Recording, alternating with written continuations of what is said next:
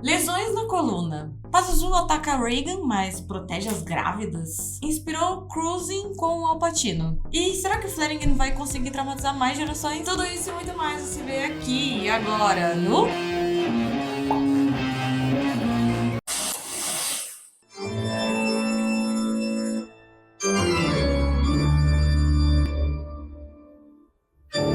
Olá, meus queridos sinistreiros, tudo bem com vocês? Eu espero que vocês estejam todos muito bem, muito agasalhadinhos, porque está um frio horrível aqui em São Paulo. Mas eu espero que vocês estejam bem, realmente, porque esta semana e as próximas eu pretendo pesar um pouco o clima aqui no canal, porque chega de terror bonitinho, vamos falar dos terror feio mesmo. E como muitos de vocês sabem, eu sou a Camis e essa daqui é a Balu Vamp, minha companheira de vida e também aqui do canal. E como vocês podem ver, a morte não nos separa. Sejam muito bem-vindos ao Sinistro Mundo de Camis. E se você gosta desse tipo de conteúdo esquisito, já se inscreve aqui no canal, deixa o seu like e ativa o sininho para receber notificações quando eu produzir mais conteúdos para este canal, beleza? E hoje eu tô aqui para conversar com vocês sobre um verdadeiro ícone do mundo do horror, O Exorcista. Ele mesmo, responsável por traumatizar diversas gerações e também o grande pai do exorcismo dentro do cinema do horror, né? O Exorcista foi lançado em 1973 e dirigido por William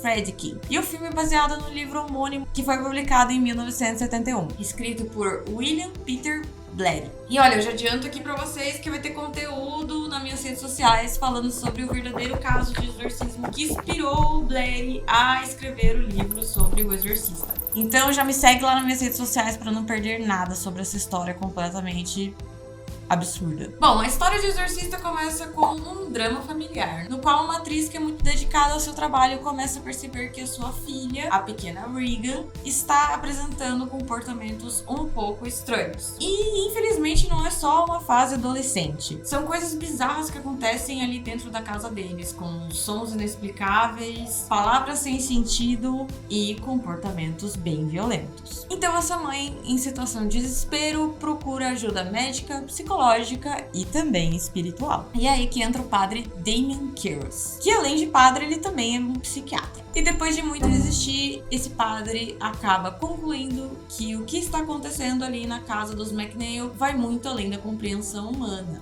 Então ele recorre a um outro sacerdote muito mais experiente do que ele e também misterioso, o padre Mary. Juntos, eles tentam libertar a pequena Regan das garras demoníacas em rituais de exorcismo mais aterrorizante da história do cinema. E como vocês estão cansados de saber e ver por aí, aquilo que faz sucesso lá em Hollywood acaba tendo sequências, prequels e até mesmo reboots. E não foi diferente no caso de Exorcista. Alguns funcionaram, outros nem tanto. A primeira sequência do Exorcista foi Exorcista 2, O Herege. Nesse filme, que foi lançado em 1977, o foco sai da possessão da Regan e passa mais a ser uma investigação, no qual o padre Lamont é enviado pelos superiores da igreja para investigar melhor o que aconteceu com o padre Mary.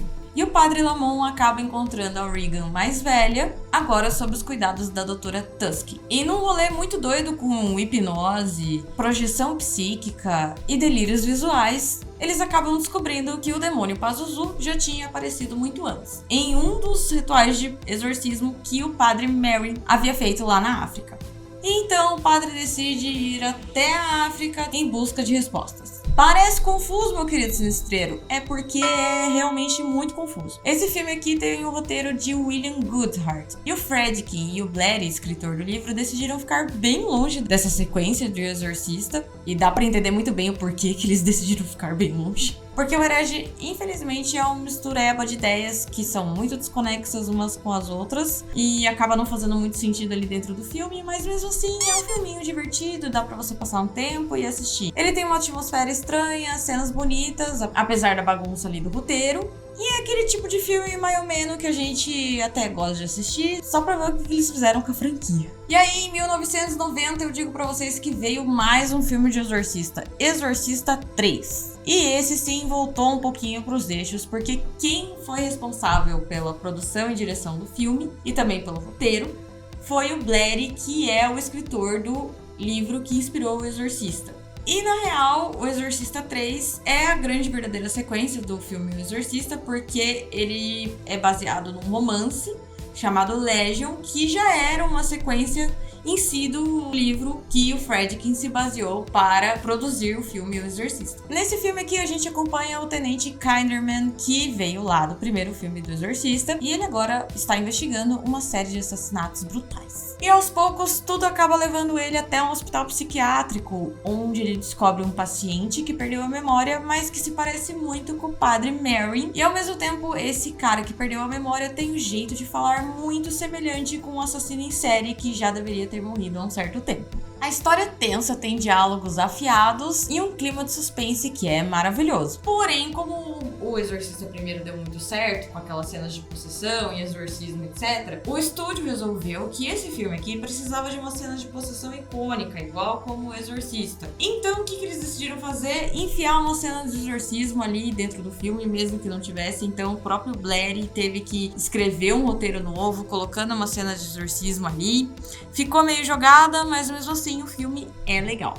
Que inclusive em 2023 a Shot Factory lançou uma nova versão desse filme em 4K com o mesmo nome, O Exorcista Legião, montado a partir de diários do set e fitas VHS que eles encontraram, porque a versão do Blair desse filme aqui, a original, foi perdida ao longo do tempo, infelizmente. E agora, meus queridos estreiros, se preparem, porque a coisa mais confusa do mundo são as prequels de O Exorcista, e ele possui duas prequels, que é Dominion e Exorcista O Início. Tudo começou nos anos 2000, quando decidiram que teria que ter uma história inicial de como o padre Merrin encontrou o demônio Pazuzu. E assim nasceu o filme chamado Dominion. O estúdio chamou o roteirista Caleb Carr e escalou o Paul Schrader, sei lá, não sei falar essa porra, meu Deus do céu, que sim, é o mesmo de Taxi Driver, para dirigir este filme. E a proposta desse filme aqui era um terror mais psicológico, com o padre Merrin sendo assombrado ali pelos traumas dele da Segunda Guerra, e enfrentando um conflito interno em relação à religião e etc., durante uma escavação arqueológica ali no Quênia. Só que quando o estúdio viu o que o Paul tinha feito ali dentro desse filme, eles olharam e falaram, cara, meu Deus do céu, cadê toda a trecheira? Cadê os cenas de possessão, sangue, cabeça girando, vômito verde? Cadê aquelas coisas tudo que o Exorcista tinha? Não era essa a proposta do filme. Como eu falei pra vocês, era uma proposta muito mais um humor psicológico ali. então eles não gostaram desse filme, arquivaram esse filme e chamaram outras pessoas para produzir um novo roteiro, um novo elenco. Apenas o Stellan Skarsgård continuou com o papel de Merrin ali dentro do filme, mas aqui a gente conta com um novo diretor, que é o Rennie Harlin, o mesmo de Duro de Matar 2. E essa nova prequel dirigida pelo Rennie Harlin leva o nome de Exorcista O Início. Então eles substituíram o filme Dominion do Paul por este, e o Rennie entregou justamente o que o estúdio queria, né? Possessão, jumpscare, sanguinolência, e o resultado disso foi um desastre, gente, porque a crítica veio caindo matando em cima deles, não gostaram, e aí o estúdio chamou de novo o Paul, falou, meu filho, manda ver lá naquela sequência que você tinha feito, que era o Dominion, pode lançar, eu acho que tem muito mais a ver com o Exorcista, porque esse outro que a gente quis no nosso modo não deu muito certo, então vai lá, faz o seu, vamos ver o que acontece. E assim, gente, o estúdio fez com que o Paul lançasse o Dominion com uma verba ridícula, ele fez a trilha sonora na raça ali do filme, mas deu certo. Muitas pessoas gostam muito do Dominion, preferem, na verdade, o Dominion do que o Exorcista O Início. E além dos filmes, o Exorcista também conta com uma série que durou 2 temporadas. Dizem que essa série é muito boa. Eu vou ser muito sincera e dizer que eu não assisti essa série, porque série é um negócio que demanda um pouco mais de tempo para que você veja. E eu tenho uma certa lista de filmes gigante que eu nunca vou terminar de assistir para falar aqui para vocês no canal. Mas quem sabe um dia, quando eu conseguir tirar uns dias pra minha vida, eu consiga ver essa série e falar para vocês se ela é boa ou não. Mas eu já tinha recebido a indicação muito antes de começar a roteirizar o Exorcista aqui pra vocês, dizendo que essa série é muito boa, e eu recebi indicação não só de uma pessoa, como de outras várias pessoas que assistiram essa série e gostaram. Então fica aí a indicação pra vocês, porque eu acho que realmente é muito boa, do tanto que eu ouvi falar. E aí a gente chega na grande farofada, que é a última sequência de O Exorcista, que se chama O Exorcista O Devoto, lançado em 2023. Esse filme aqui é dirigido pelo David Gordon Green, e o David Gordon Gordon Green é o mesmo que ressuscitou a franquia do Halloween. Eu não sei se ele deveria ter ressuscitado ou não, porque o último filme de Halloween foi assim, meu Deus do céu, o que tá acontecendo? Mas ele já morreu, ressuscitou, enfim, isso fica para um outro vídeo sobre Halloween. E foi esse mesmo cara que trouxe uma nova proposta aí, né, que tinha a intenção de trazer uma nova proposta pro filme do Exorcista. E digamos que o tiro saiu pela culatra, porque não ficou muito legal. Nesse filme aqui a gente acompanha o Victor, que é um pai solo que vive com a sua filha Angela após um grande trauma que foi perder a sua esposa que estava grávida em um terremoto lá no Haiti. Mas esse infelizmente não seria o único trauma que essa família viria a enfrentar. A Angela, a pequena Angela, decidiu um dia ir passear na floresta com a sua pequena amiga Catherine. E essas duas crianças somem durante 3 dias. E elas voltam como se nada tivesse acontecido. Nada mesmo, mais ou menos, né, gente? Porque elas começaram a apresentar ali um certo comportamento esquisito, lembrando o comportamento da Regan lá no Exorcista. Então, Victor, um pai super presente, começa a ficar desesperado e procura ajuda médica, psicológica e acaba encontrando ajuda espiritual também. E adivinha quem mais ele encontra? A Chris McNeil, que é interpretada pela maravilhosa Ellen Burstyn. Sim, a mesma Chris lá do Exorcista primeiro. E aí a Ellen acaba tentando ajudar ali esse pai desesperado com uma filha que está com um comportamento muito semelhante ao da Regan. E vocês já sabem que rumo essa história vai tomar. Bom, gente, quando esse filme tava ali, né, com os rumores de ser lançado, eu fiquei um pouco entusiasmada. Foi ver o trailer e eu achei interessantíssimo, porque ele se propunha a mostrar um ritual de exorcismo feito por diversas vertentes religiosas. E isso pra mim era uma ideia muito rica e eu fiquei pensando, cara, como é que será que eles vão desenvolver isso daí dentro do filme? Mas acabou que o ritual final de exorcismo é uma verdadeira farofada do horror, com soluções bobas, frases de efeito, exagero sem tamanho, um padre muito cagão, enfim. É uma verdadeira bagunça esse ritual aí. Ai, Cami, vale a pena ver o Exorcista Devoto? Olha, é a mesma coisa que o macaco. Se você não estiver fazendo nada na sua casa, estiver entediado, etc., quer ver um filme de terror, que pode ser que você se divirta ali no meio, tome um susto, etc., vai lá ver, né? Eu acho que é melhor do que o macaco, tá? Porque o macaco, eu não sei realmente o que aconteceu com o Osgood. Eu realmente acho que o Osgood se perdeu, e isso você pode ver lá no meu vídeo sobre o macaco, que também tá aqui no canal. Não sei porque o filme do macaco é um lixo. Não, o filme do macaco não é tão bom, o que resultou num vídeo que não ficou tão legal, porque não tinha tantas curiosidades assim, e o Osgood, infelizmente, não entregou tudo que ele prometeu a respeito de um conto do Stephen King. Enfim, vai lá ver esse vídeo. E aí, gente, eu digo pra vocês que se você curte possessão demoníaca, demônios, se você é um fã muito grande do Pazuzu, eu indico pra vocês assistirem a franquia inteira do Exorcista, as prequels, as continuações, a série até, que dizem que é muito boa, porque é um prato cheio pra vocês. Se você curte esse tipo de horror, vai lá assistir. Eu, pessoalmente, tipo, exorcismo não é o terror que mais me cativa ali dentro do horror. Eu prefiro muito mais o horror psicológico, mas se você curte, vai fundo que você vai se divertir. E agora, bora para as curiosidades bizarras sobre O Exorcista. E aqui eu vou falar apenas sobre O Exorcista originalzão lá de 1973, porque eu acho que os outros filmes não possuíam curiosidades tão legais quanto O Exorcista. E O Exorcista, meus queridos sinistreiros, é um filme que, além de muito aterrorizante, ele também possui um making-of que parece muito com um filme de terror. E pra começar essa grande história de horror que é o set de filmagem de O Exorcista, a gente tem a história de que a casa dos McNeil ali dentro do estúdio acabou pegando fogo, queimando toda a parte do cenário. Mas, adivinhe, sabe a única coisa que ficou intacta durante o fogo? Sim, gente, o quarto da Regan ficou intacto. Justamente o local onde a Regan fica e ocorrem todos os rituais de exorcismo. Coincidência? Eu acho que sim, tá? Mas isso daí acabou ajudando toda a áurea sobrenatural que o filme teve ali naquela época. E tem até hoje. E o incêndio acabou por atrasar as filmagens em torno de 6 meses, gente, porque eles tiveram que reconstruir todos os cenários novamente. E outra curiosidade que eu trago aqui pra vocês é algo que as pessoas podem atribuir ao sobrenatural, mas eu digo que não, e isso é uma coisa que eu gosto de ressaltar bastante aqui no canal, porque como muitas pessoas sabem, lá nos anos 70, infelizmente, os diretores, os estúdios e produtoras não tinham muito cuidado com o elenco, não tinham muito cuidado com os atores. Era mais ou menos tipo, beleza, a gente gosta da atuação de vocês, mas talvez a gente tenha que causar um pouco mais de sofrimento pra ter um pouco mais de realidade aqui. E, bom, o Fredkin, ele teve a fantástica ideia de colocar a Linda Blair amarrada em uma estrutura de ferro, a costa dela ficava numa estrutura de ferro, e tinha um cinto de arnes aqui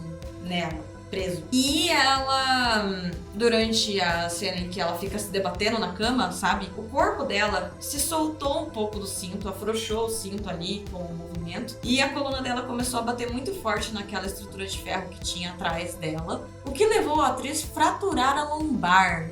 E por conta disso ela desenvolveu uma escoliose com dores crônicas que acompanham a pobre coitada até os dias de hoje. E não foi só a Linda Blair que se machucou na produção do Exorcista, a gente também teve a Ellen Burst, que também lesionou a coluna dela na cena em que uma força sobrenatural acaba puxando ela pra trás. Tipo, atrás dela tem uma cortina do qual dá pra ver um fiozinho assim, tipo, saindo da cortina e puxando ela. A equipe ali de produção acabou puxando a atriz de uma maneira muito forte e muito bruta. Ela acabou caindo no chão e não tinha nenhum tipo de proteção, nenhum tipo de almofada ali. Ela caiu no chão de qualquer jeito e ali ela teve uma lesão na coluna e a reação dela de dor naquela cena é totalmente real, assim como também a cena em que a Regan fica se debatendo ali na cama. A Linda Blair tava pedindo pra eles pararem realmente, porque ela tava sentindo muita dor ao fazer aquela cena. E como se não bastasse a violência física que o diretor causou a essas duas atrizes, ele também teve a fantástica ideia de gravar as cenas do quarto da Regan em uma temperatura abaixo de zero. E como é que ele fez isso, gente? Ele simplesmente fez o cenário onde ficava o quarto da Regan dentro de uma câmera fria. Então os atores tinham que enfrentar temperaturas absurdas, eles mal sentiam as pontas dos dedos, os pés. Imagina só a pobre coitada da Linda Blair ali com aquela camisolinha e aquela quantidade de maquiagem na cara dela, aquele frio desgraçado, igual eu tô fazendo aqui em São Paulo. Imagina só, eu tô parecendo que eu tô de cobertor, mas não, é uma blusa, tá? O meu senso de moda completamente duvidoso, mas enfim. Ela tinha que enfrentar tudo aquilo e ainda por cima atuar como se nada houvesse. Por que o diretor fez isso? Porque ele queria que a névoa que saísse da boca dos personagens fosse muito real, entendeu? Ele conseguiu isso? Conseguiu. Ah, mas gente, como fazer isso de uma outra forma, sabe? Sei lá, eu coloco um negócio com gelo seco pro povo tomar antes de falar. Sei lá eu, né? Aí vai da sua criatividade, não precisava fazer as pessoas passarem por isso. Inclusive o ator Jack McGore, que interpretou o diretor Burke ali dentro do filme, acabou falecendo de pneumonia semanas depois da gravação de O Exorcista. Foi por conta da câmara fria? Foi por conta das temperaturas frias que eles enfrentavam ali? Eu acho que não. Eu não sei ao certo dizer pra vocês, mas quem sabe? Infelizmente o Jack não foi o único a falecer após a produção do Exorcista ou durante as filmagens. Dizem por aí que foram no total de 9 mortes ao longo da produção do Exorcista. Eu não sei dizer se foi realmente 9, porque o que eu contei foram 7 mortes. Como, por exemplo, a atriz Vasiliki Malharos, ela faleceu após as filmagens de O Exorcista, mas de causa natural. E outras mortes que ocorreram aqui dentro do filme não foi de causa natural, como, por exemplo, o filho da Mercedes McCambridge, que dublou a voz demoníaca do Pazuzu ali no filme. O filho dela acabou falecendo de uma maneira muito trágica, gente. Ele, infelizmente, matou a esposa e depois as suas filhas e depois cometeu autoextermínio. Muito trágico, né? Inclusive no documentário The Fear of God, 25 Years of The Exorcist, de 1998, a atriz Ellen Burst relembra essas mortes e comenta também que teve a morte de um bebê recém-nascido, filho de um assistente de câmera e também de um guarda noturno que ficava ali no set. E ela diz que tudo isso ajudou para que eles tivessem um pouco de receio de estar gravando aquele filme, sentissem que algo estava errado ao gravar aquele filme. Que inclusive ali na época da gravação do filme, eles chegaram a chamar um padre jesuíta de verdade, chamado Thomas Birmingham, para tentar fazer um exorcismo ali dentro do set. E a resposta do padre foi icônica. Ele falou basicamente: gente, não quero aumentar a ansiedade de ninguém aqui, até porque a gente deve estar lidando com um tipo de acidente e não com algo sobrenatural. Então ele resolveu apenas fazer uma bênção e uma oração coletiva com os atores. E falando em mistérios do elenco, agora eu vou falar pra vocês o caso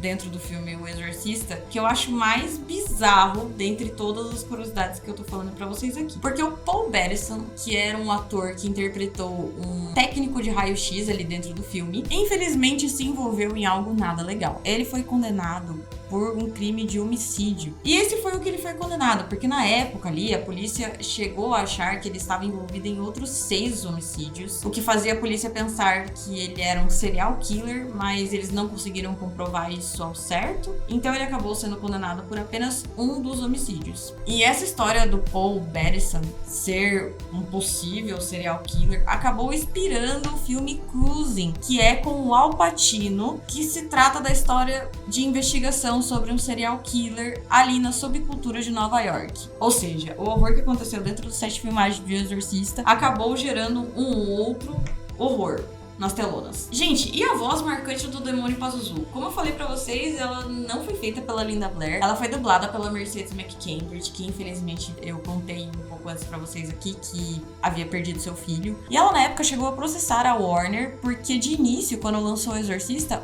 o nome dela não havia sido creditado, só após o processo que a Warner incluiu o nome dela ali nos créditos. Que ridículo, né? Meu Deus do céu. E além do que, os efeitos sonoros, o barulho dos grunhidos ali dentro da possessão, na verdade são porcos. E isso tudo foi produzido pelo engenheiro de som mexicano chamado Gonzalo Gavira. E ele não só utilizou barulho de animais, como ele também utilizou barulho de carteiras de couro, moedas, latas e cartões para produzir todo aquele som imersivo que o filme O Exorcista entrega para nós. E falando em som, o Friedkin, o diretor, ele era um cara doido por som. E ele queria que os ruídos ali dentro do filme fossem tão assustadores quanto as imagens. E ele conseguiu, não é mesmo? Porque o filme ganhou o Oscar de melhor som e melhor roteiro adaptado dentre as 10 indicações que ele recebeu.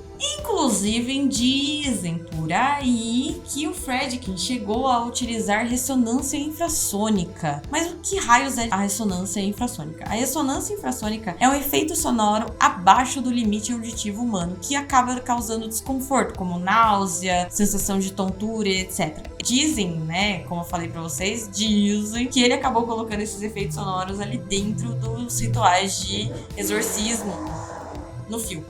Se é verdade ou não, eu não sei confirmar pra vocês, mas é a fofoca que rola aí na internet. Inclusive, eu acho que é por isso que falam que algumas pessoas chegaram a passar mal, vomitar, desmaiar, né, lá quando foi lançado o Exorcista. E aquela cena icônica da Regan girando a cabeça em 360 graus. Gente, vocês sabiam que ela quase não foi pro filme? Quem insistiu para que aquela cena continuasse no filme foi o Friedkin, o diretor do filme, porque o Blair não queria que aquela cena tivesse ido pro longa. E assim, que bom que ele insistiu, né? Porque é uma cena icônica dentro da cultura pop e do mundo do horror. E, gente, com tudo isso que rolou ali no set de filmagem do Exorcista, como lesões corporais, incêndio inesperado, crimes, etc., ajudou a criar várias teorias da conspiração acerca desse filme. E ajudou a alimentar também o início do pânico satânico que tava rolando ali nos Estados Unidos, que teve sua sementinha entre os anos 70 e 80 ali, né? E não só ele, como o Bebê de Rosemary, A Profecia também foram filmes que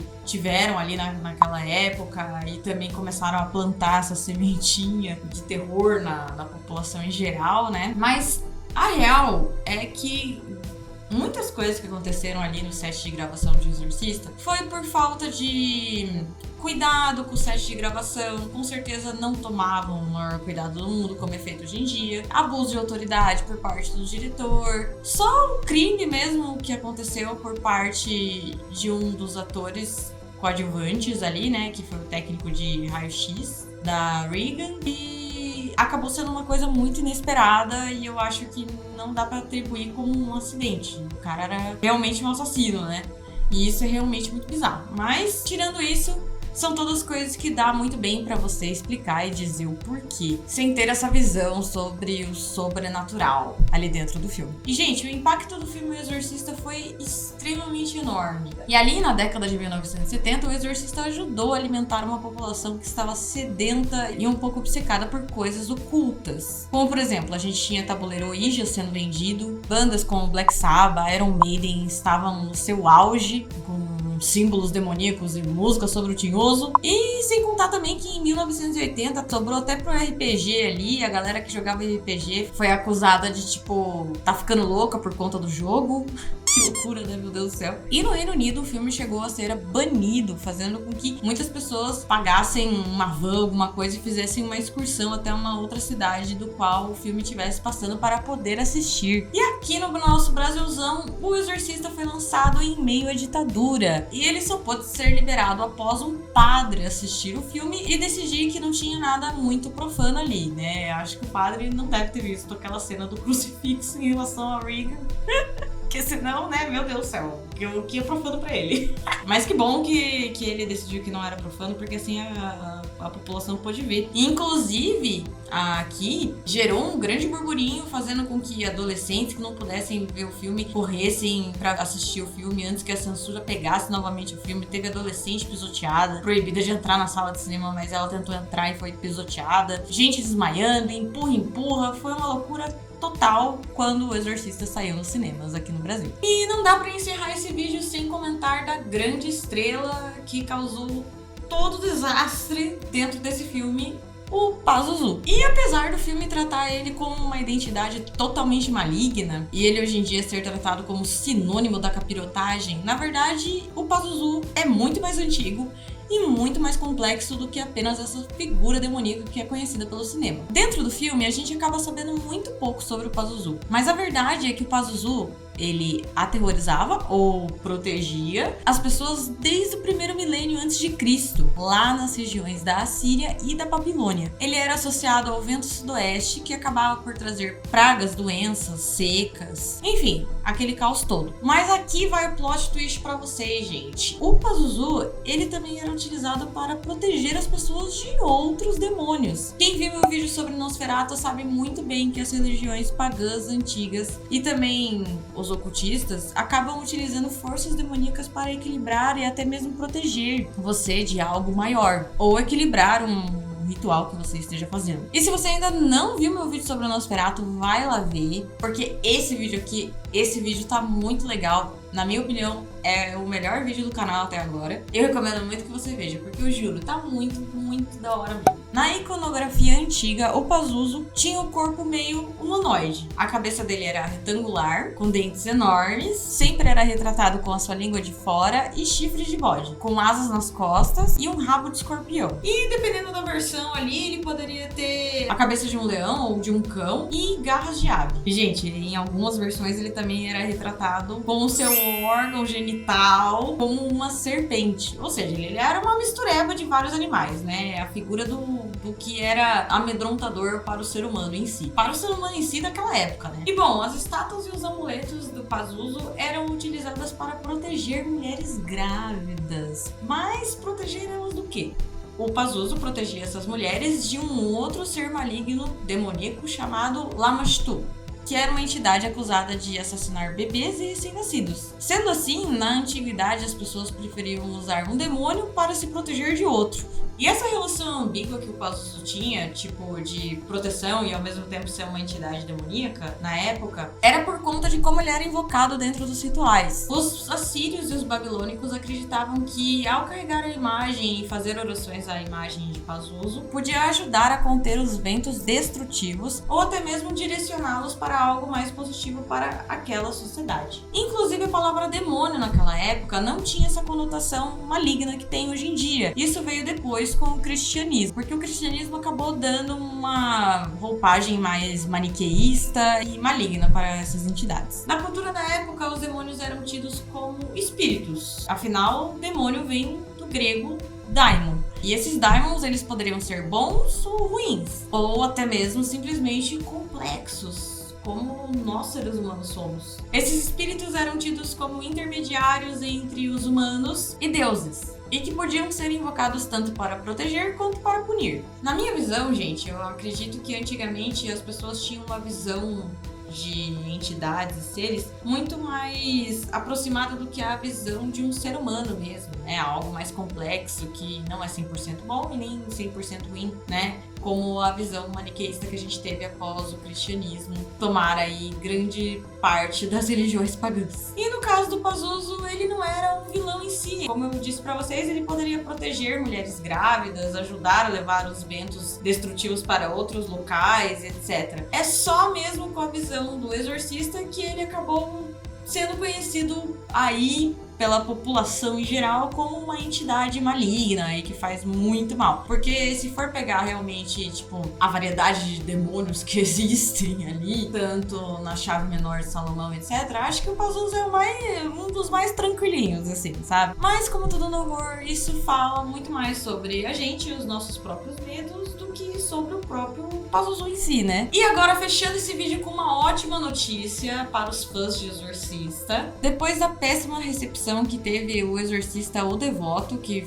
deixou aquele gosto um pouco amargo ao ver o filme, porque é uma grande farofada, como eu falei pra vocês. A Blumhouse decidiu tomar um rumo diferente sobre o Exorcista e chamou nada mais nada menos do que um dos meus diretores favoritos para dirigir uma nova versão de O Exorcista. Ele mesmo, Mike Flanagan. Pra quem gosta de séries como A Maldição da Residência Hill, A Maldição da Mansão Bly, Missa da Meia-Noite e até mesmo o filme Doutor Sono, etc., é esse cara que vai ser responsável por dirigir o novo Exorcista. E os sinistreiros que estão aqui me vendo e são fãs do Flanagan também, sabem que ele gosta de produzir um terror psicológico, que é o que eu mais gosto dentro do mundo do horror. E segundo a Variety, ele vai ser responsável por escrever, dirigir e produzir o novo Exorcista, com uma abordagem mais radical sobre o filme. E o Flanagan disse que o Exorcista é responsável por ele ter se tornado diretor. Olha só. Então, ele está muito honrado com este novo trabalho em suas mãos. E a produção vai ficar nas mãos dele e de seu parceiro Trevor Mace, que colaborou com ele em outros diversos filmes. Numa quarta colaboração com a Blumhouse, que já produziu outros filmes do Flanagan, como Ouija, Origem do Mal, Rush. Rush é um filme muito bom, inclusive, assistam esse filme.